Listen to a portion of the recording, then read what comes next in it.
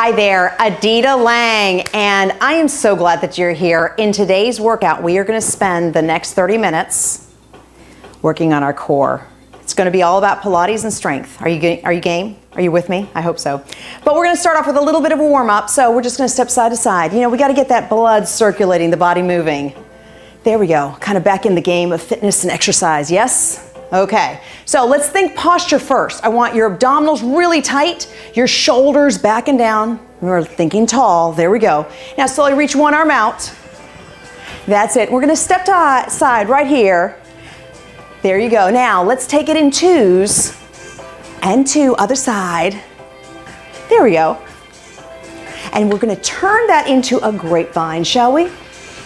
Yes, that means we step behind the other leg. Little fancy way of doing it. Excellent. One more time. Bring it over. Now let's hold it center and we're gonna step touch right here. Step touch, step touch. Bring those arms out to the sides.